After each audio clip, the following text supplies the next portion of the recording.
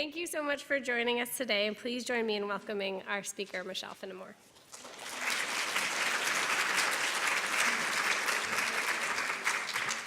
Okay, thank you, Kristen, for the introduction, and thank you all for coming. I'm really delighted that you're here to hear a little bit more about Frida Kahlo as a fashion icon.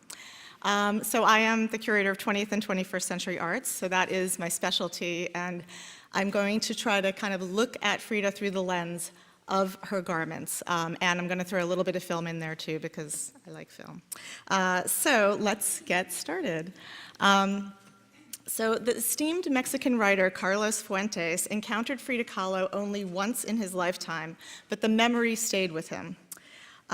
He wrote, "I only saw Frida Kahlo once, but first I heard her." At a concert at the Palace of Fine Arts in Mexico City, which you see here, Kahlo entered this, quote, Italianate mausoleum in white marble, fashioned in the purest wedding cake style. The interior was adorned with bold and colorful murals by Jose Clemente Orozco, David Alfaro Siqueiros, and Diego Rivera, Frida's husband. But all of this paled in comparison when Frida entered the box on the second tier of the theater. The jangling of her sumptuous jewelry drowned out the sounds of the orchestra. And he writes, "It was the entrance of an Aztec goddess, a Christmas tree, a piñata, more like a broken Cleopatra, hiding her tortured body, her shriveled leg, her broken foot, her orthopedic corset under the spectacular finery of the peasant women of Mexico. Frida Kahlo showing us all that suffering could not wither, nor sickness stale her infinite variety. She upstaged everything and everybody." When Frida Kahlo died in 1954, her obituary in the New York Times read, "Frida Kahlo, artist, Diego Rivera's wife." So she was originally known as Diego Rivera's wife, and certainly in her own day, but I think now we are we can very safely say that she has eclipsed Diego as a pop culture and visual icon. So if you go to Google and you type in Frida, you don't even have to type in Kahlo. You will get a plethora of images of everyday people dressed up as Frida Kahlo. They've taken on this persona and they've run with it, and it's really amazing and remarkable what the range is, from that little girl in the front center who's just adorable, to people from all walks of life, and then this contemporary artist, Frida Kahlo, who actually depicted the late Amy Winehouse as Frida Kahlo in the image on the upper left. In some ways, she's kind of been reduced a bit to certain aspects of her wardrobe: the rose headdress, the huipil, the traditional Mexican dress, and the ethnic jewelry. But people have gone a little bit deeper as well to kind of think about her in terms of her pain and suffering, which I think comes very much across, not only in her clothing, but certainly in her canvases. And so she's really been an inspiration for fashion designers throughout the last 20 to 30 or so years. So here are some images of contemporary fashion inspired by Frida Kahlo's look. And you'll see this is a Jean Paul Gaultier campaign from 1998, and he used not only the print imagery was kind of done in Frida Kahlo-esque style, but he actually kind of touched upon these various persona that she embodied through the actual garments as well, from the orthopedic corsets to her wearing an adorning of menswear, which we'll see, as well as kind of the more flamboyant traditional dress that she also wore. Other designers, I mean, it's really too numerous to even go through and mention because there are so many designers who have referenced Frida Kahlo in their work, but I can show you some here. The upper left is Lena Haschek, a German designer from 2013. On the upper right is Deepak Perwani, again from 2013. So some are quite literal references to her look and her power as a visual icon, and some are a bit more kind of deeply rooted in who she was and the pain she experienced throughout her life. Including on the lower left is an image of a dress by Rei Kawakubo for Comme des Garçons, which makes direct reference to some of these orthopedic corsets, which we'll see later. And then this is a collection by Riccardo Tisci for Givenchy on the lower right, which again kind of gets a little bit more deeply into her kind of tortured soul in terms of the way he's interpreting the garments. And so where does all of this stem from? If we look back to about 1983, there was a very seminal biography written by Hayden Herrera, which you see on the left. This biography has really formed the core of most of the information that circulates about Frida, as well as a lot of the kind of mythology surrounding her, and some of the stories that we'll kind of hear throughout my presentation. And then there was a movie made in 1983, same time, by a Mexican filmmaker called, or French, Frida Nature Vivante, or Still Life.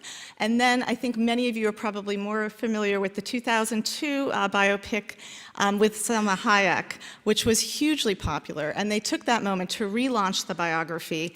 And instead of putting the image of Frida on the cover of the biography, they put Salma Hayek instead. So they actually, I mean, there's this complete kind of co-opting of her look in this, which I think is quite amazing. And this really, all of this has really cemented her fame as a fashion and pop culture icon. But what is really at the core of all of this? I want to delve in more deeply today and look at her more deeply and how she dressed herself and presented herself to the public. So, let me just go, sorry, I think. Oh, here it is. Sorry, I have it a little mixed up. But anyway, this is Frida in a photograph taken by Nicholas Murray, who's a Hungarian-born photographer who lived in New York City. She had a decade-long affair with him. And he took some of the most compelling and beautiful color photographs of her in her lifetime. And you'll see a number of them sprinkled throughout the talk. And Frida once said, "I am my own muse. I am the subject I know best. I am the subject I want to know better." And the complexity of Frida as an individual actually makes it extremely hard to kind of think about how to organize a talk, because she's a remarkably complex individual, and it's a remarkably rich subject. So throughout all of this, you'll see that she is a study in contrasts. She is bicultural, biracial, bisexual, handicapped, an artist, a communist. Her paintings addressed infertility, abortion, illness, sexuality, gender equality, miscarriage, pain, and heartbreak. She smoked cigarettes, she drank tequila, yet she wore the French perfume Shalimar, and she loved bright red lipstick. She doesn't fit into a type, and so that's what makes it a bit more challenging to think about how to organize the talk. So what I want to do is explore the roots of Frida as a visual icon, and how her self-fashioning and this image she projected really feeds into her current obsession with her. So if we go back, the way I've organized the talk is to deconstruct Frida into 3 different persona that all overlap and intermingle, and you'll see how that comes together at the end. But we're going to look at her as, first on the left, as a chica moderna. Frida has come of age in the 1920s in Mexico City, a vibrant cosmopolitan city, and she's very much a part of 1920s culture and the era. She's really grows up in the era of the flapper. And she's really part of this moment of contemporary standards before she starts dressing more fully in Mexican garb. Secondly, we'll look at Frida in the middle as a mestiza. This is really related to her allegiance and manipulation of her mixed heritage. So mestiza means a mix of European and Mexican Indian heritage. And this is it's very important to her and has a political agenda as well as an artistic one for her. Thirdly, we'll look at Frida and how all of this coalesces into her work as an artist. So through her diary and her clothing, both of which, the diary was recently translated into English. It's available in the shop. It's really fascinating. And her wardrobe was only opened in 2004. So her wardrobe was locked away after her death, and Diego insisted that it be locked up for 50 years. So it was only in 2004 that we actually gained access to the real clothes and garments. And those open up a much more fuller and deeper understanding of Frida as a person and as an artist as well. So to begin, we will look at Frida as a, chica moderna. There we go. So Frida was born in 1907 in a village called Coyoacan on the outskirts of Mexico City, but most of her life was spent in Mexico City. And here she is at the age of 10. She grew up in a cosmopolitan environment, in a middle-class bourgeois household. Mexico City at the time was a vibrant, cultural, cosmopolitan place. And she's really growing. In 1910, the Mexican Revolution had occurred. This, of course, affected life on all levels in Mexico. But there was this incredible energy and dynamism to life in Mexico City in the 1920s, certainly. And so Mexico City, was vibrant, it was cross-cultural, there were people of many different ethnic backgrounds all mixing in here. It had movie theaters, it had department stores. This is an early image, about 1900, department stores in Mexico City. High fashion styles were being copied from France as early as the early 1800s in Mexico City. So it really is this kind of cross-cultural blending and mixing of influences that kind of begin in the Spanish colonial era and certainly continue throughout the 20th century. So here's an image of one of the department stores in Mexico City. By around 1900, there were actually 5 huge department stores in Mexico City that were bringing in goods from all over the world. So you're exposed to all sorts of things. There were fashion plates and fashion magazines that were being circulated on a regular basis starting in the 19th century as well. So Frida is really kind of privy to all of this. And when we think about the kind of imagery that was circulating at the time, we have to think about film. Frida was an avid film goer. She loved going to the movies. She is really one of this new generation of women who could now express themselves sartorially and visually. And much has been written about her change in persona and her style as being attributed to Diego's kind of push for her to take on this traditional Mexican dress. But there really is real personal expression here, and there really is this kind of response to what is happening and what is out there in the cultural zeitgeist right now. So here we have an image of a movie star of the 1920s putting on makeup. This idea of putting on makeup was quite new in the 1920s and had actually become acceptable at this stage. Before 1900, this was not acceptable unless you were somebody from the theater or somebody from questionable background. So putting on makeup, wearing this kind of flapper-style garb, which was much freer. It liberated the body. There was no corset underneath it. So everything was very much about youthful movement and energy and dynamism. And there was also this idea that you could try on a persona through dress. And this, again, is a new concept in the 19-teens and 1920s. And this idea that a woman can be in control of her own image making is something that is quite novel and new, but is something that is really embraced in the 1920s. And here we have 2 very famous Mexican film stars who left Mexico and then became quite famous in Hollywood. One is Dolores Del Rio, and one is Lupe Velez. And you can kind of see these 2 different types of cults of personality that are expressed in film and through various media in that era. So Dolores Del Rio on the left is your prototypical flapper. She has on the loose shift, she has bobbed hair, she has that cloche hat, and Lupe Velez is the prototypical vamp. So she is wearing this kind of exotic garb, she has the dark eyes, she has this kind of unidentifiable kind of gypsy dress on as well. And if we look at 2 more images of them, here, again, Dolores Del Rio and Lupe Velez on the right. Dolores Del Rio is wearing the typical flapper's dress. So if you know, it's really basically a tube. A lot of skin is showing. This is also something that's quite new and novel in the 1920s. So she has bare arms, the loose construction. And then Lupe Velez, I love this image. She's very kind of casually posed. She's very confident. She's very assertive. She's wearing this Asian-inspired robe, and she's smoking a cigarette. And so, again, when we think about women's freedoms and what they were allowed to do that they hadn't been doing prior to 1900, smoking and drinking and socializing outside of the household was also something that was a relatively new development. So how did this translate to Mexico City? On the right is an image of 2 flappers, or flapperistas, as they were called in Mexico, from 1928. And you see they're wearing, again, kind of the typical a flapper dress. They both have bobbed hair. On the left is an image from a magazine that was circulating in Mexico, and it shows Las Mujeres Modernas.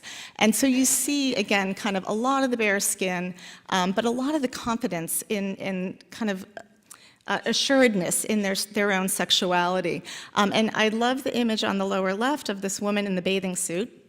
And she has this plane that's kind of this large-scale plane across the body of the bathing suit, because again, this idea of kind of energy and movement and the quickened pace of life was very much tied in to this idea of this modern woman. And so what about Frida? So here we have an image of Frida that was taken in the 1920s by her father, who was a studio photographer.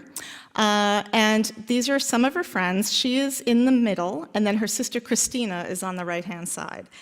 So you'll see she has the bobbed hair, and she has actually a much more severe version of bobbed hair. It's called a shingle bob in the middle. And then her sister Christina has the bobbed hair as well, and it's a slightly more feminized look. She has the curl. It has a little bit of a cap to it. But I mean, class and race really did determine styles of dress at this moment, hairstyles as well as public behavior. And it was really considered quite advanced for young bourgeois women to wear these short styles and to cut their hair. That was quite dramatic in the 1920s. A mestiza, or a real indigenous working woman, would never do this. A bourgeois woman from Mexico City, however, would respond to this trend, and she would actually participate in that and could be a flapperista. And here's another image of Frida Kahlo, again, taken by her father when she's only 18 years old. She has that quite severe hairstyle, but again, this was actually very common. I mean, it was not unusual for women to cut their hair in this way. And here's another image of her a little bit later, but with Tina Modotti, the photographer, and Frida Kahlo on the right. Again, just kind of showing that they were really adapting to what was then currently fashionable clothing. But Frida also dressed like this. So you see her on the far left, and there is kind of this great scene in the movie, the Selma Hayek movie, where the family is all gathering for their family portrait, and they're waiting for Frida, and she comes running out, and she's wearing a man's suit, and everybody, her father just rolls his eyes, and he takes the picture. But this, even though it seems somewhat revolutionary to us to see her dressed in this men's suit within the context of this picture, and I'm sure it did raise some eyebrows, it was not unusual for women women were really starting to take on the wearing of men's garments and male-styled, tailored garments in the 1920s, and it was really an indication of these new freedoms and this new emancipation that they were experiencing. So this is a little brochure from a firm called O'Rossin, and this is actually in the MFA collection, and they were one of these firms in France who really promoted this garçon, or the boyish look, that kind of really did have its roots in France and traveled, and really did kind of spread quite widely throughout the world, really. And there's another image here of Frida, again, when she was quite young. You can see exactly how short that bob is, and just compared with some of these other flappers. I think this image is from London, with this woman in very, very kind of, again, the severe haircut and man-style tuxedo ensemble right there. One thing to bear in mind is that Frida also was quite, she was a kind of a frisky young girl, and she was known as such. And she was part of this group called Las Cachucas, and excuse my Spanish, which is not very good, or the Caps at school. And they actually would wear denim clothes. They would wear the kind of garments of the workers or the proletariat, and it was their statement, their kind of thumbing their nose at authority. And so she was one of that kind of group at school as well. So this was another way she expressed herself, and I think it all kind of melds together in a really interesting way. And then I just wanted to also talk a little bit about, again, kind of more generally about what's happening in the 1920s. I don't know if you know the novel Orlando by Virginia Woolf, and that novel is actually about the main character who changes sexes throughout throughout the novel, again, 1920s, and she travels through time, changing her gender. And Woolf has one of my favorite quotes, I think, in terms of when we think about what clothes actually mean to us and what I think that clothes certainly meant to Frida Kahlo. And so I'll read this. Vain trifles as they seem, clothes have, they say, more important offices than merely to keep us warm. They change our view of the world and the world's view of us. There's much to support the view that clothes wear us and we not them, and not we them. We may make them take the mold of arm or breast, but they mold our hearts, our brains, our tongues to their liking.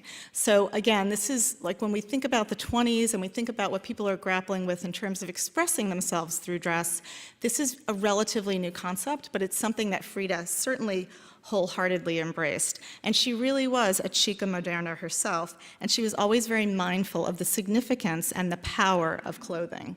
So now we're going to go on to Frida as a mestiza, or a mixed, a woman of mixed heritage.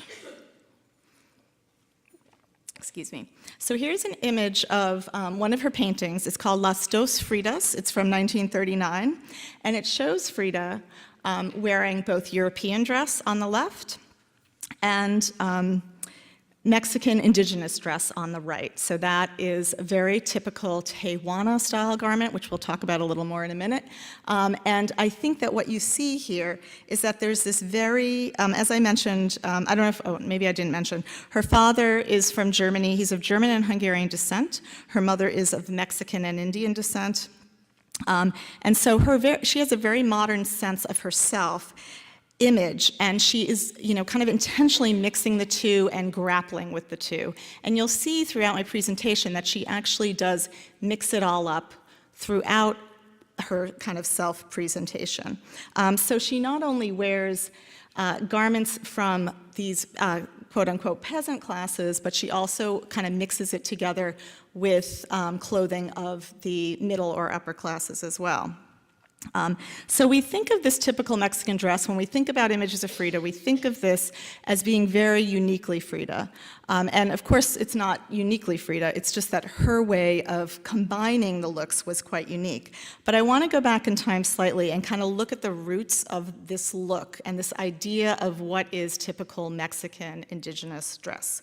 So I'm going to go forward and we'll have a look at a figure called the China Poblana, which you see here. China Poblana was a 19th century belle who was a mix of European and Indian blood. And what's interesting about the China Poblana and her style is that it, again, kind of brought all these different influences together in one garment. So when we think about Spanish colonial expansion and the colonial inhabitants, they were actually clothed in finest silks from China, for example, if you were of a certain class. All classes in colonial Mexico dressed in some sort of fabrics from Asia, including the Indian population, who were dressed in cottons from India. And then it just kind of varied in degree of fineness. So the finer silks would be reserved for upper classes, and while the creoles, while the Indian population might have the cotton rather than the finest silks from China. But what's really interesting, and I think if you saw Dennis Carr's excellent exhibition, Made in the Americas, The New World Discovers Asia, you'll know that there was so much Asian influence within Mexico at this time, and that's what this kind of really represents. So China refers to anyone of Asian descent. It also often kind of was mostly specifically associated with a maid or a servant girl, and a poblana is a person from Puebla. And they would wear European petticoats, colorfully embroidered Spanish-style blouses. They would be adorned with lace, sequins, other embellishments. They would wear this ubiquitous shawl, or the rebozo, which is, you see in green here and in a red here. And the rebozo we'll talk about a little bit more, because this really becomes a very standard piece of the wardrobe moving forward even into the current day. The images and literary accounts abound of these China Poblanas. And Richard Henry Dana, in 2 Years Before the Mast, he wrote this in 1840, and he was quite taken with the styles of the women of Monterrey, which was then still part of Mexico rather than California. And he wrote, "The fondness of dress among the women is excessive and is often the ruin of many of them. A present of a fine mantle or of a necklace or a pair of earrings brings favor to the greater part of them. Nothing is more common than to see a woman living in a house of only 2 rooms, and the ground for a floor, dressed in spangled satin shoes, a silk gown, a high comb, and gilt, if not gold, earrings or necklace." And they actually would go on board ship and purchase more of this kind of embellishment to further embellish their garments. So I'll show you a couple more. These are 2 china poblana. They were called the female dandies because they were so interested in their self-presentation. And so this is from 1909. It's a postcard from 1909. And this is an actual china poblana ensemble from the Rhode Island School of Design Museum. And so, again, it becomes this emblematic, romanticized look for Mexican indigenous costume. It's eventually replaced by the Tehuana look, which we'll talk about in a minute. But this overall adornment, the long skirts, the jewelry, and the shawl, the rebozo, become a signifier of this particular style. So this rebozo that we see, they all wear, but the one on the right, I'll talk about briefly. So the rebozo was a head covering or shawl that really completed the china poblana's ensemble. And it was an important accessory for women of all social classes. So the usage can be traced back to the colonial era in Mexico, and they sometimes used an embroidered Chinese crepe shawl that came from the Manila trade, but the actual origins are lost. People have not been able to specifically identify where the rebozo has come from, but it really is, in and of itself, is a mestizo. It's this mixing of Asian influences. So it combines the Philippine sarong, it combines elements of Hindu textiles with Spanish, because the fringe actually comes from a Manila shawl, and pre-Hispanic ones. It's a multi-purpose textile, and it's usually about 33 yards wide and about 2 yards in length, so pretty substantial. And it's ikat woven in either cotton or silk, and ikat weaving means that the warp and the weft are dyed before they go on the loom, and then they're woven together, and that actually creates the pattern. So an ikat weaving is a highly valued type of weaving. So they would have a lot of intrinsic value as well. And one thing about another aspect of the china poblana that I think is really important to Frida and her kind of taking on of this indigenous Mexican look is that they are often portrayed as being free from the restraints imposed upon women from fashionable society. So they can dress as boldly as they pleased. There was no corsetry. There was nothing confining about this look. And I think that also has kind of great appeal to certainly the women wearing it, but also this idea of the china poblana as it kind of filtered out to the West. So what does this mean for Frida?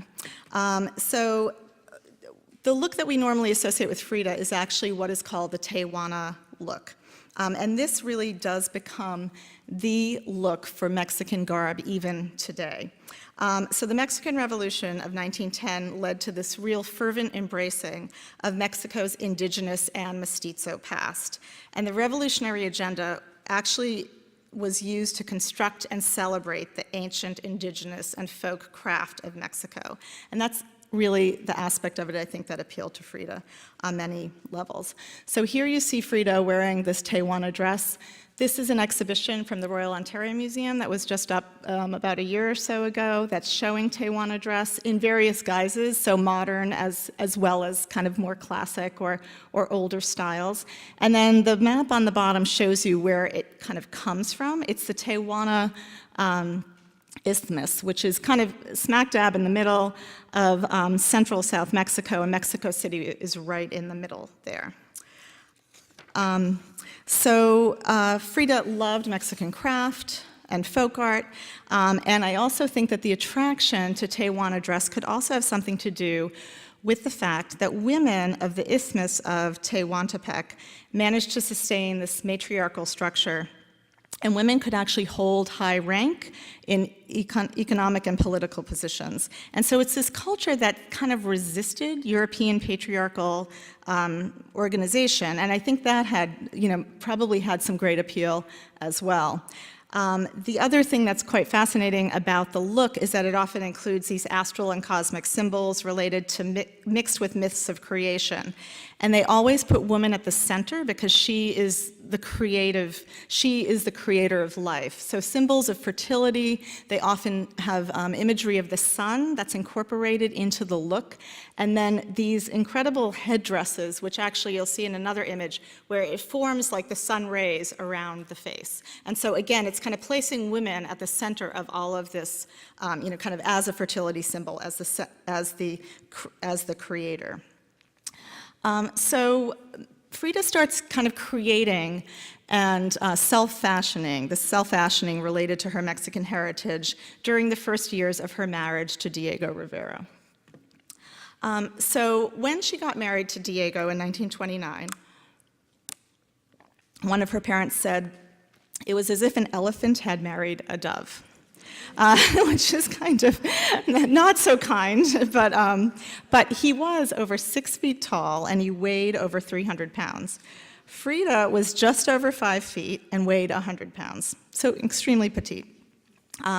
But their love and their passion for one another and their devotion lasted throughout their lives. I mean, it's really incredible. When you read his autobiography and her diary, you can see that the passion was so deep and so profound, even though they, had affairs with numerous other people while they were married.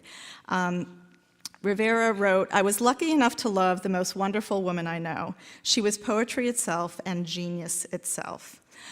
So it really is this deep-rooted passion. They also came together politically. They were very much on the same page with their communist beliefs as well. And a lot of people speculate that this dress, and there's this story that has kind of been perpetuated because of this Hayden Herrera biography, that she borrowed the dress from one of her maids or one of the household servants to wear for her wedding, which I have found absolutely no evidence for. And actually, in looking at the dress, I'm pretty sure that that is not the situation. So if we look at, this is our fantastic relatively new acquisition of Dos Mujeres, which is upstairs in the American wing and Making Modern. And this is an image of the household help. So she used 2 maids in the Kahlo household as models. So she's elevating kind of the working class in doing this. But look at their clothing. It's very simple. It's very straightforward. Of course, if you're working in a household, you're not going to be wearing anything too flamboyant or fancy. But if we look back at Frida's dress, and you look at what would normally be worn for a wedding, it's not a normal wedding dress. I mean, that much is quite clear. This is an image of a painting that she painted in 1936 that's called My Parents, My Grandparents, and Me. And so here's the little Frida down there, her parents above her, and her 2 sets of grandparents above. And they're all kind of interconnected with this ribbon/umbilical cord. But her mother is in her wedding dress, I believe. And that is a very typical, what would be perceived as a very typical high fashion wedding gown of probably the 1890s or so. And you look at what Frida's wearing, and I'm sure by 1929, women are certainly still, are donning these very kind of more formal white wedding dresses. And it's interesting because a contemporary newspaper description where they published this image, one of these images, corroborates the idea that this is not a normal wedding dress. It was published in La Prensa on August 23rd in 1929, and it comments in the article accompanying it that she's wearing very simple street clothes. So that was considered quite unusual for the time. So she's certainly asserting her individuality. There's no doubt about that. And she's also asserting her individuality by not letting go of her cigarette. I don't know if you noticed that she's holding a cigarette in her hand for her portrait. She's also lost an earring, which is kind of interesting. But I was looking at this garment and I thought, what is going on with this dress, because it's not like much that I have seen. It is definitely not an indigenous garment. It's something that was probably a country or day dress made by a local seamstress. Cotton was certainly being imported from abroad at this point. In the 19th century, cotton was being imported from Manchester, England into Mexico, and that was replaced by local manufacturers in the 1930s. But I looked at this textile pattern and I saw modernist textiles from Europe and other parts of the world. And so if you look at this image, you'll see the two top textiles are Soviet textiles from the 1920s and 30s. They have a very similar kind of pattern to them. The one on the lower left is a Wiener Werkstätte textile, the Austrian workshops, designed by Joseph Hoffmann in the late 1920s. And then this one on the right, this is actually a design that's in the museum collection, and it is a design from Mallinson Silk Company, which was an American silk company that looked to indigenous design patterns for their own line of silks. So it's very much in line with these contemporary textiles that are coming out of Europe. And I think what it is, it's a cotton that was made into this dress by a local seamstress. So now if we move forward and we look at the colorized version of this portrait. So here you see she lost the cigarette, she refound the earring, which is good. But I wanted to point out, so we don't really know what color it is. I think actually the rebozo that she has draped around her neck was probably a different color. So I don't think that the color is, it may not be true, because in hand-tinted color photographs, the tinting comes after the photo. So whether or not it's related to the reality is really hard to know. But this is a really wonderful little colorized version of their wedding portrait that was actually a gift to Jackson Cole Phillips, who was the owner of the Frida portrait that's upstairs in Making Modern. So this photograph is up there, so I'd encourage you to go look at it a little more closely. But this is the more formal wedding photo. And then if we look at how Frida chose to depict herself a couple years later as her own painted wedding portrait, you'll see that she has changed quite a bit. So the dress is very different. The dress is more in line with this Tewana style of dress, the broad skirt, the vibrant coloration. If you look at the photograph, you'll see she's wearing very fashionable satin slippers with rhinestone buckles. And in this portrait, she has completely changed them to huaraches, or the sandals, the Mexican indigenous sandals.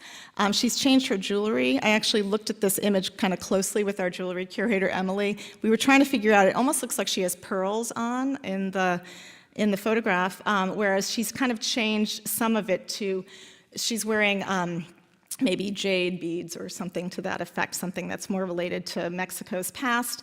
She also has changed her hairstyle so that she's wearing this very distinctive twisted ribbon-like band in her hair that, again, is very typical for Tewana dress. So she's using this portrait to portray her Mexicanidad, or her Mexican cultural identity, as well as her socialist political beliefs. So she's using this Tewana kind of woman, which is an iconic figure for Mexico even today, to kind of bring all of that out and communicate that. And I think for her, it kind of represents strength as well as sensuality. And then her favorite rebozo is actually, this looks red in the portrait, but there is evidence that it was one of her favorite rebozos, and it was actually a vibrant magenta pink. We'll see it a little later in the presentation. And interestingly, is made out of rayon. So when we think of these, this kind of mixing, I mean, there's always these contradictions here, and this mixing of the ancient and the modern, and the new and the old, I mean, it's all kind of wrapped up in many of these portraits. And then, again, there's always these contradictions when you're dealing with Frida. She wrote at one time that, in another era of my life, I dressed as a boy. Pants, boots, jacket. But when I went to see Diego, I wore a Tewana outfit. I've never been to Tehuantepec. I have no relationship with its people, but among all Mexican dress, the Tewana costume is my favorite, and that is why I dress like a Tewana. So for her, I mean, I think, I'm not sure exactly how much of that is rooted in truth, but you can tell part of it is a visual impulse as well as kind of a statement of her political beliefs as well. And here you see an image of her actually much more casually dressed at home at La Casa Azul, the Blue House, which was her home. And she's wearing these silk and linen pajamas, Chinese pajamas, that she probably purchased in San Francisco. And then you see her depicted here in a mural by Diego Rivera called El Arsenal of 1928. And she's wearing, the kind of working outfit of the proletariat. She has her man-styled hair, and she's handing out guns to the revolutionaries. But I think that by the 1930s, certainly, Frida has embraced this idea of taking on her mestizo past, as well as her, this interest in wearing Tehuana garb.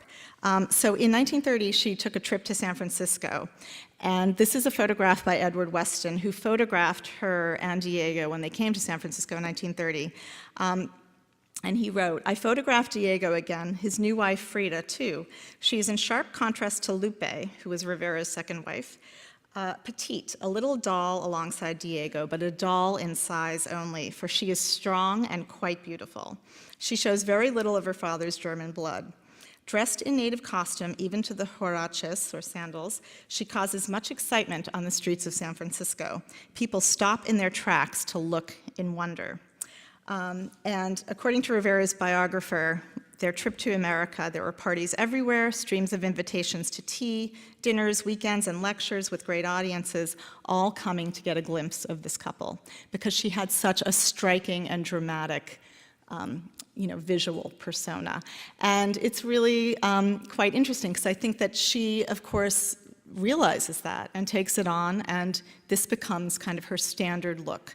And here she is in this really beautiful picture by Edward Weston, taken at the time of her trip to San Francisco. And again, it's this real mashup of styles and influences. So she has a long skirt and shirt on. She has these huge jadeite beads, again, that were used by the Aztecs for sculpture.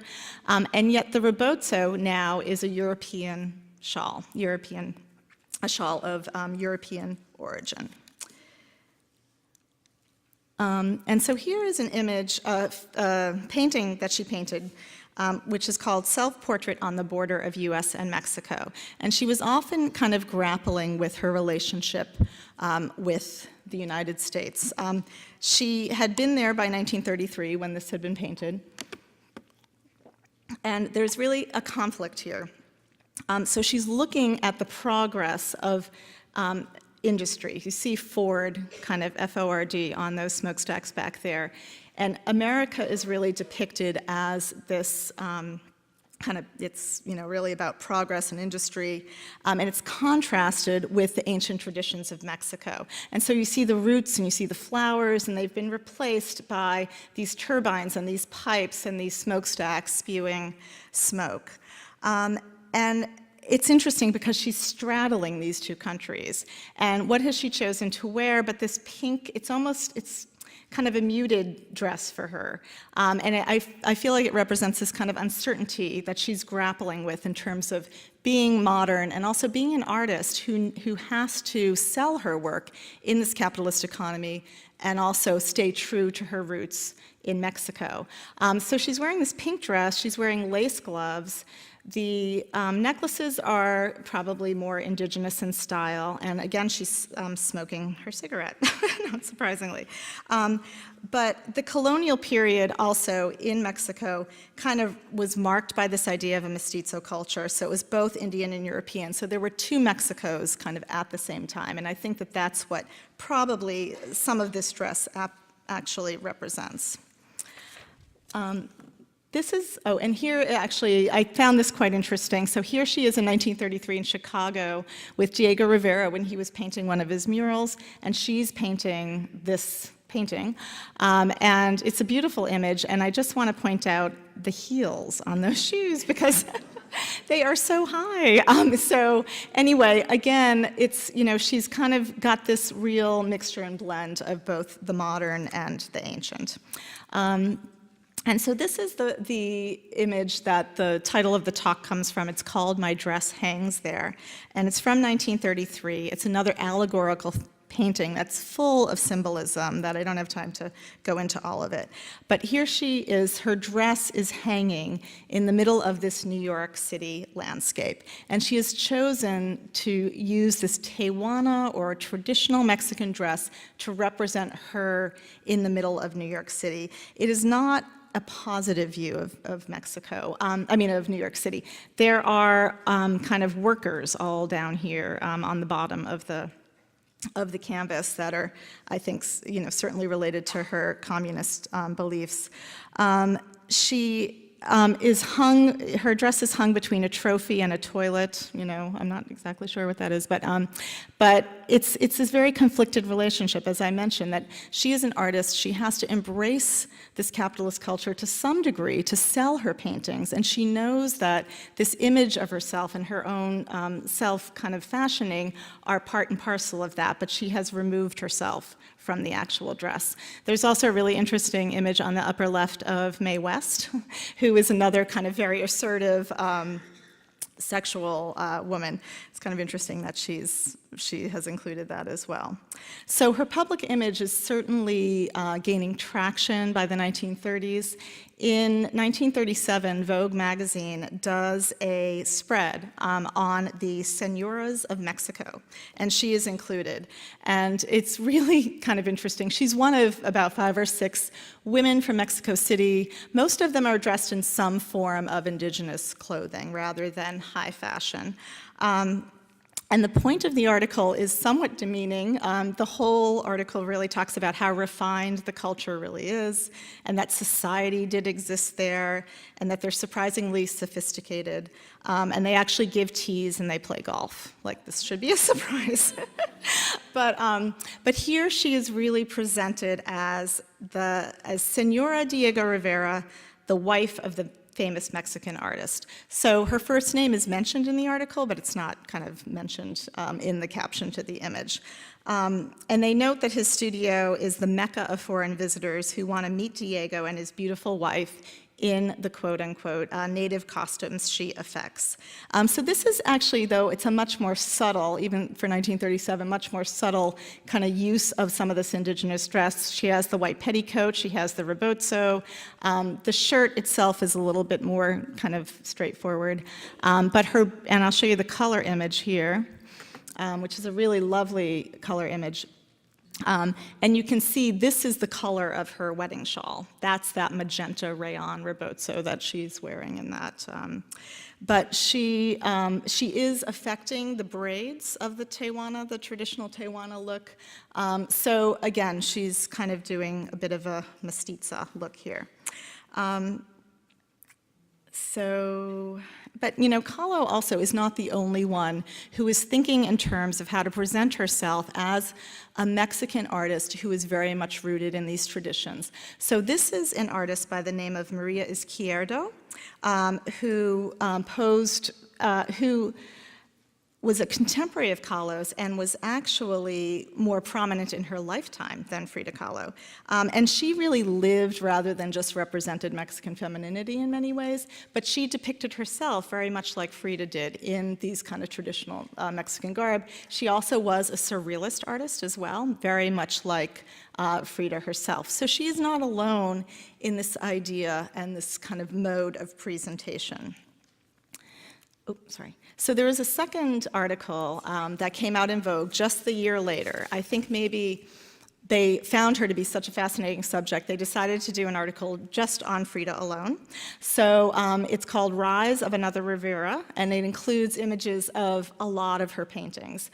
So here she is depicting herself as a Tehuana, although it does still say by the wife of the famous Mexican painter. But by 1938, she does kind of have more of a following. And then I wanted to point to the image here, this one, which is called Self-Portrait with a Heart to get a little more closely at this and dissect it a little bit more. Because I think that this image, this was painted in 1938, really captures this conflict she had with her clothing, with her body. It's really evident here. So she has put herself in the middle in a very basic white shift. So the central dress is not of as much consequence, but she's flanked herself, again, kind of as a mestiza, she has flanked herself with her school uniform on the left, and then this Tewana dress, which keeps resurfacing in a lot of these paintings on the right. And then I know a lot of you have been to many of the courses, so you probably know a lot about her health history, but if some of you haven't, I'm just gonna run through some of her health issues so that you're aware of really a lot of what she's depicting in this image. So Frida suffered from polio as a child, and so she had one lame leg and one that was slightly shorter and thinner than the other. And then at age 18, she was riding on a bus, and the bus collided with a tramway, and a metal handrail pierced her body, went through her left side, through her womb, and then perforated her vagina. Her spine, pelvis, collarbone, leg, foot, and ribs were all broken. And ironically, she was left bloodied and naked after the crash, but she was covered in gold dust because there had been an artisan traveling with a packet of gold dust on the train. So it's kind of this incredible, one of these, Carlos Fuentes really, he uses this phrase, terrible beauty, over and over again in his essay to the introduction of the diary, which is a fabulous essay if you buy the book. And I think that kind of captures that. So she had 22 surgeries after the accident. So much of her life was spent in pain, in bed, recovering. It's really quite awful. And so here, I think you get a sense for that. You get a sense for it in a lot of her imagery. But here you see her arms have been kind of disembodied. One is on one dress, one is on the other. The foot, the lame foot, has been turned into a sailboat that may eventually sail off. And it could be, this is 1938, a premonition, because she eventually had to have her foot amputated, and then gradually her leg came off as well later in life. So it's this remarkably striking and poignant kind of imagery here. So this spear is surmounted by two little angels on either end, and it pierces right through her heart, and then her heart is laying on the beach, and then she has tears streaming down her face. So it's really, her body is certainly broken, and it's certainly something that she addresses over and over in her art, but also the clothing, of course, helps her cover that up. So when you think about the kind of ensembles they are, they really do, the long skirts, the boxy huipil blouse, it helps to cover the corsetry, the orthopedics. It is something that really suits what her physical condition is. As I mentioned before, a lot of scholars talk about Diego as kind of encouraging her to wear this Tewana dress, which she certainly did, and it's certainly true. But she really does kind of take it on and embrace it and make it her own, very specifically Frida style. And this is an image of a painting called Self-Portrait as Tewana, or Diego on My Mind from 1943, where she has kind of fully embraced this idea of herself as a Tewana, and then I think it's quite symbolic that she has put Diego front and center on her forehead, I think probably showing her allegiance not only to him, but also to this idea that he has promoted this kind of taking on of the Tewana style. And this is the actual headdress that is in the Casa Azul, the Museum Frida Kahlo in Mexico City, which is quite beautiful and has survived and was locked away in that wardrobe. And so you see, it's actually a very remarkably similar likeness to it. And then this is a really lovely, picture of Frida Kahlo that is it's called Classic Frida by Nicholas Murray. Again, this Hungarian photographer from New York City from 1939. That's in the MFA collection. It's a really beautiful and I think thoughtful image of Frida. And interestingly, I was reading that Second Vogue article And at the end, it says, Madame Rivera seems herself a product of her art, and like all her work, one that is instinctively and calculatedly well composed. It is also expressive of a gay, passionate, witty, and tender personality, which I think is really quite spot on in many ways, because they were very, this writer was very much aware that she was kind of, calculatedly forming this image of herself. And so now we're going to move forward and look at Frida the artist through her clothing, through the actual garments, and through the words of her diary. And I kind of loosely titled this section, Dressing for Paradise. And here we have two really beautiful, beautiful images of Frida, again taken by Nicholas Murray. I think his images of her are some of the most beautiful out there, and some of the few really color images of her in all of her glory. But what I think that Vogue writer alluded to is that she can't really be extricated from her canvases. They're one and the same, and she really did create herself as a work of art. And so what I'd like to do now is look at her diary. The wardrobe story is quite fascinating. So when Frida died, Diego Rivera said he wanted her wardrobe to be locked up for 50 years. So they took one bathroom of Casa Azul, and a lot of her personal belongings, a lot of her more intimate items, and her wardrobe were all locked up for 50 years. And it was only in 2004 that they opened up this wardrobe. And it really has kind of allowed us to get a deeper and fuller understanding of Frida kind of as an individual and as an artist as well. So I'm going to show you some of the images of what they discovered in that wardrobe, as well as some of the images from her diary now, and to kind of like better understand how deeply her dress and her painting are really intertwined. And so there is really this idea that she is constructing a persona is pretty clear when you look at her diary and you look at her life. She actually altered her birth date from 1907 to 1910 to correspond with the date of the Mexican Revolution. So there is this real, manipulation of image there. And then in her diary, she calls herself the ancient concealer. So again, she's kind of referring to this idea that she is keeping you feel like so much of it is exposed, so much of her inner life and turmoil and pain are exposed, but she also is kind of specifically constructing that. The other thing that I find really amazing about her is that it's this really passionate embrace of life while confronting death on a regular basis.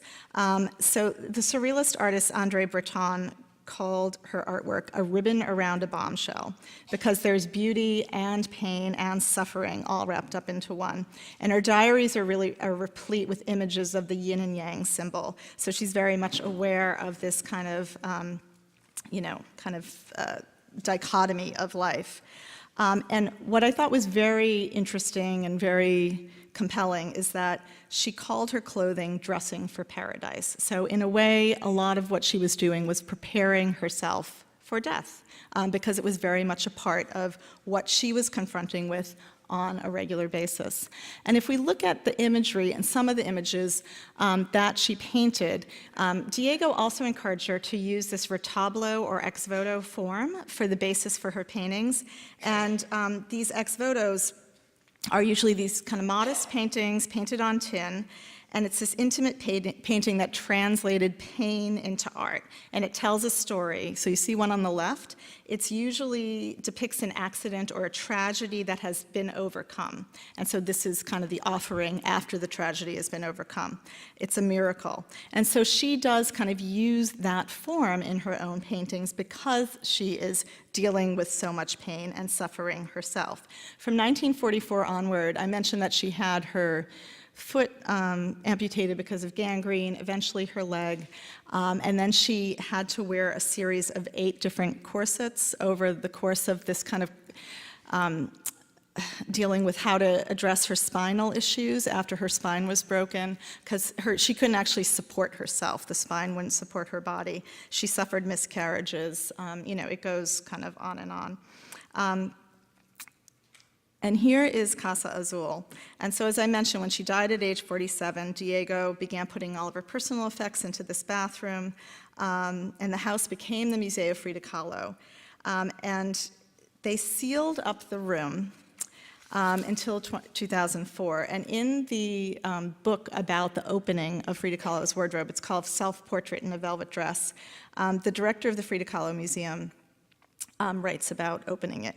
And it says, "The lock securing the door was removed. Even though we knew what awaited us, it was a very emotional experience to step into this space that had lain undisturbed for so many years. Inside, a strong smell, half acrid, half sweet, pervaded the air, a mixture of dampness, medicines, dust, and time." And one of the first things they saw were these orthopedics that you see here in the bathtub. And then this is some other imagery of kind of what they encountered when they unlocked the door. And he writes, "We were dazzled. It was wonderful to behold the wide variety of clothing inside, Chinese and Indian fabrics embroidered by Taiwana hands." So as well as some of her personal effects, her makeup, her Pond's cream, some of the medications that she took were actually still there, locked up after 50 years. So it was really like the unlocking of a time capsule. The museum was finally able to catalog and organize the bathroom contents, it included clothing, jewelry, prostheses, 300 pieces in total, garments from Mexico, Guatemala, China, handmade blouses and skirts made by local seamstresses, some garments from Europe and the US, and again, everything eclectic, no one style. There was no one complete Taiwana ensemble. It was all kind of mixed together. This is an image of the exhibition at the Casa Azul, and you can just see kind of the great variety, the beauty, and the color of this. And interestingly, again, when we think about this mixing of ancient and modern, this was one of the dresses they found, and this is a dress that is, again, made out of black rayon, and it has industrial embroidery as well as gold rickrack embroidered onto it. So again, kind of having access to these very modern pieces as well as the ancient. The diary is a really amazing read. It's really kind of this surrealistic, almost automatic writing in style when you read it. So it's really stream of consciousness. It's all sorts of ideas and thoughts kind of flowing through the journal. One thing I found really fascinating about it is this page in particular, that's the cover, and this is a page that's on the symbolism of color. And so she was thinking very consciously about what color meant and which colors she would use and which she would wear. So this is the imagery related to color, and it says green equals a good warm light. Diego's eyes are green, and she mentions the depth of his color of his eyes and how she tries to kind of immerse herself in them. And she thinks of green as nurturing and life-giving as well. And here we see one of the classic images of Frida kind of surrounded by this green. Magenta was she thinks of as an Aztec color, the color of the blood of the prickly pear, and is one of the brightest and oldest colors. And you think about her magenta rebozo, that was one of her favorites. She talks about the color of mole, which is, that chocolate-based sauce that's used in Mexican cooking, as being leaves becoming earth. And then she writes, nothing is black, really nothing. And yellow to her is really sadness and madness and mystery. So yellow is not, even though she wears yellow, it's something that she has, again, kind of this conflicted relationship with. Oh, wait, let me go back. But the other thing she writes that I think is really fascinating is that the caress of fabric, the color of colors, the wires, the nerves, the pencils, the cells, everything is him. Diego. So she actually likens the experience of wearing such beautiful fabrics to the sensual nature of love. And she has this real predilection from, kind of mostly natural fibers that are really soft to touch. And so I think that it's the sensual act of putting on those garments, which I'm sure were kind of a salve to the broken body underneath, that was also quite important to her. And she kind of talks about Diego as one who captures color, as she calls him an oxochrome, whereas a chromophore is her role, which is the giver of color. And so you know that this is a really important aspect of kind of not only her painting, but also her presentation of self. And it's full of all sorts of other amazing objects. This, again, is one of the corsets she had to wear when she was trying to heal from the spinal injuries and what she was grappling with more surgery. And she, again, adorns almost everything in her life. It's really fascinating to look at. This one actually has mirrors that have been embedded in the corset, and then of course it has the hammer and sickle, which is communist symbol. This is another corset, one of the most kind of vividly decorated ones that almost, it has kind of this aquatic scene on it, but also could be, kind of portray veins. There's an eye there, really quite amazing. And there's a really, at one point they brought in a Japanese photographer to document all of these objects. His name is Ishiuchi Miyako, who did a lot of this photography and kind of did these really beautiful and I think visually compelling images of some of these objects that have been left. Her shoes, of course, tell quite a story. So these are shoes that you can see the difference in the height of her legs. And then also, they found a number of Chinese textiles in the wardrobe, and so she adorns her shoes with these Chinese dragons on the side, which I think is quite interesting. And this is another image of one of her prosthetics after she had the leg amputated. And again, she kind of adorns it. So it's kind of incredible how she really feels the need to adorn kind of every aspect of her life. It is very much kind of part of her being, I think, in many ways. Also, there was some makeup left over, so this is some of the nail polish that she wore. We know that she always very carefully made up her face before she went out. So there's some Coty rouge and powder. She used a Talika eye pencil on her brow. And often, I don't know if many of you know this, but she would actually darken that monobrow. So it was really, again, kind of this very calculated, specific look that she was trying to achieve. And she had this very vibrant magenta lipstick as well. These are some of the blouses, and these are China Poblana blouses. We talked about the China Poblana. These are two really spectacular embroidered China Poblana blouses that are in the collection. This one, the one on the bottom right in particular, is adorned with beads and really, really complex embroidery. And here's yet another one of those kind of orthopedic corsets that she's adorned with another mirror on the top. And I think that, again, kind of speaks to the pain and the suffering that she was really grappling with on a regular basis. And again, when we think about kind of this image of Frida and how fascinating and she continues to be, some people critique it as this commodification of her look and who she is. And it's criticized as removing her real significance away from a lot of kind of the more subversive political, historical, and feminist content.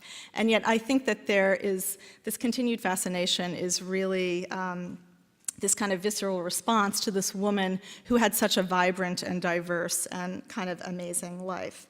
And here are two images of, again, this Nicholas Murray photograph that were taken and used on Vogue magazine fairly recently when the movie came out. And then more recently, this is a singer named Natalia Lafourcade, who kind of very recently publicly came out and said she is only going to wear Mexican clothing by Mexican designers, and she really wanted to connect back to her origins. And again, I think this is really kind of a direct homage to Frida in many ways, because it was important to infusing her music with a more kind of authentic Mexican character. So her influence continues to kind of live on. So I'm just going to wrap up. This is an image from, one of the images from her diary. Again, it's quite beautiful. And she writes that, "I used to think I was the strangest person in the world, but then I thought there are so many people in the world, there must be somebody like me who feels bizarre and flawed in the same ways I do. I would imagine her and imagine that she must be out there thinking of me." And what I think we kind of come away with is that there's nothing about Mexico and Mexico's history that's strictly linear or straightforward. It's very turbulent in terms of the history and the culture. It's, Carlos Fuentes calls it a country made by its wounds, and I think that Frida's story is quite the same, is very similar. But as a fashion icon, she really crossed boundaries of class, gender, urban and rural life, ancient tradition and modernity in a really fascinating way. And she had this remarkably vibrant life that simultaneously embraced life and death. So she was a chica moderna, a mestiza, and an artist. And I think that this quote nicely sums up her vivacity, distinctiveness, and style. She wrote in her journal, "Feet, what do I need them for if I have wings to fly?" Thank you.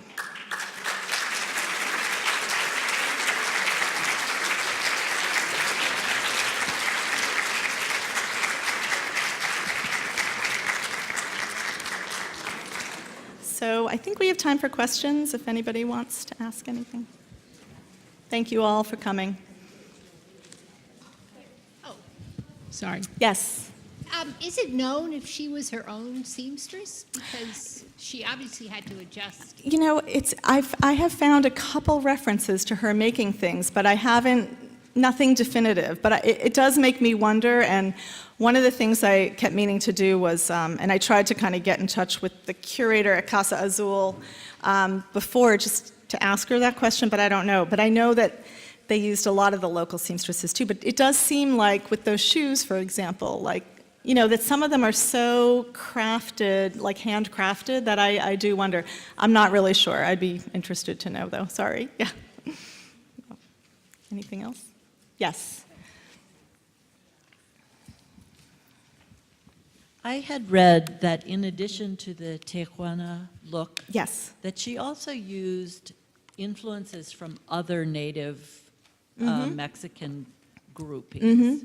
Did you find Yes. that as well? Yeah, there is. I mean, I think that the Tijuana is kind of the most prevalent in her look, but yes, there are other indigenous, you know, she, as I mentioned, she was an avid shopper, she was an avid collector, she collected a lot of folk art, of Mexican folk art as well, and I think that it wasn't, you know, one specific look. It never was one specific look. It always had a mix of all these kind of different influences. So, yeah, there are some other things in the collection as well that are not just specifically Tijuana.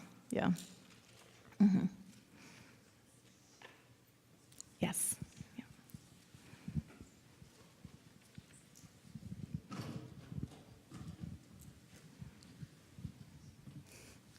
Was it known why Diego decided to lock that room for 50 years and why he picked 50 as the I time know, frame? it's very interesting. Nobody, the director doesn't write specifically about why. I mean, I think maybe it could be the intimacy of those objects, you know, because like clothing is so personal and so intimate, and I think that it was such a and he died just a few years after her, so I mean, even if he had intended to open it up earlier, it just wasn't, you know, it wasn't to be. But I think that he just, it may have been too difficult for him personally to kind of grapple with that. So I'm not really sure. And I don't know, I haven't read his whole autobiography, which he wrote with someone else, but I'm wondering if there may be a reference in there that might say something more about it, but I'm not sure. Yeah.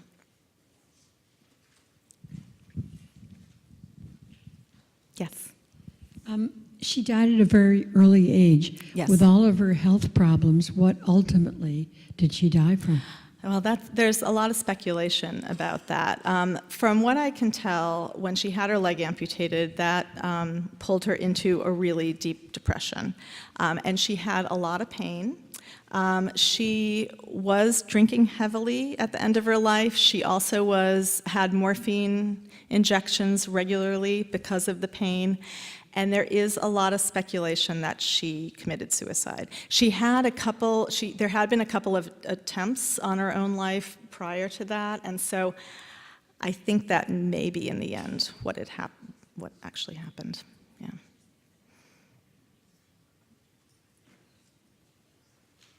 Anyone else? Yes. How prolific was she in her art? How many pieces? How prolific? Yeah. By the time she started writing the journal, I knew that was in 1944. she had about 100 paintings that she had painted at that stage. So, and then I think she continued, but it's interesting when you read the diary. It is so clear the physical decline of her body, because you can see it gets more and more painful to write. Her drawings get more rough and simple. So I don't think she was doing as much after that point, so it's certainly about over 100. Mhm. Anything else? Okay. Thank you all for Michelle. coming. Thank you so I much for appreciate coming it. today. Thanks.